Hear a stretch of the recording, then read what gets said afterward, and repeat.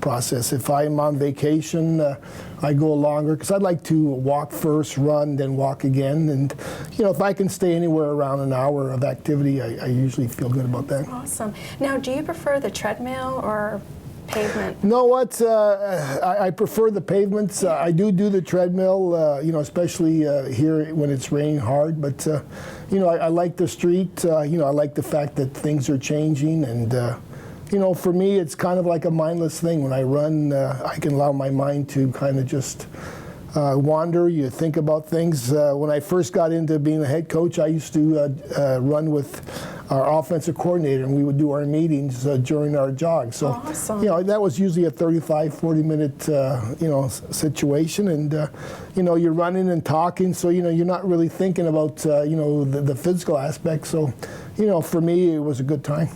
And do you have like a favorite route? Like, have you ran in Montreal, right? You know what? It's funny. When I was in Calgary, I had a route that I took that I went through the university, and I think I did it for like 16 years in a row. And when I came here, I found a route that I go down 108, and I meet people all the time. They know who you are, and eventually, it becomes kind of like a friendly place to run.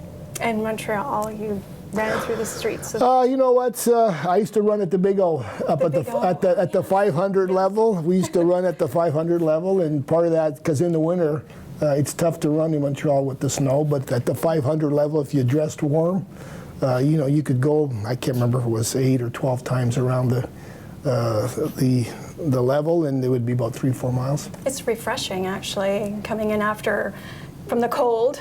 Well, you know what? The cold's never been an issue for me. When I was in Calgary, I ran. The big thing is always whether the streets were icy or if it was, dangerous because of the weather. But, cold, I found if you just, layer, if you put, nylon shells on, and if you have gloves and a hat, you could run almost in anything. Anything.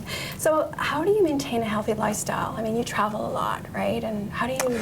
Well, part of that is I think you got to be diligent and be careful. I mean, it's, as you say, when you're on the road, it's easy to, overeat. It's easy to, get away from your routine. But I think, the more you can keep things normal. I'm careful about what I eat. I'm trying to, if I can't get a run in, I, definitely like to go for a long walk. And, even at training camp, I have a routine where I get up early in the morning, go for a long walk. Then in the afternoon, before the afternoon practice, I go for a run. And, you get into a routine where you can keep yourself pretty static. On the road, it's always difficult. But, the thing I found, whether it's in Europe or anywhere you're traveling, they always have streets that you're going to run.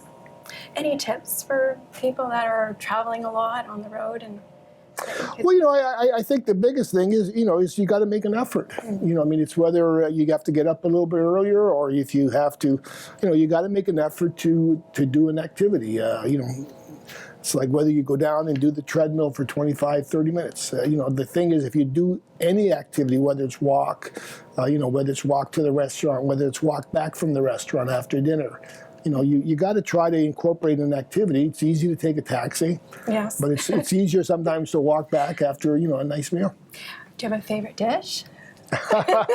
Well, being Italian, obviously I like a lot of Italian food. But even in the last 10 years since I've had my surgery, I've changed. My eating habits. I'm much more of a vegetarian, much more greens, and I stay away from beef and stuff. And not that it's unhealthy, but for me, I eat more. If I eat the meat, it's more white meat, a lot more fish. Since I've moved to Vancouver, I really have appreciated the taste of salmon and halibut and fish like that, and it's been very good.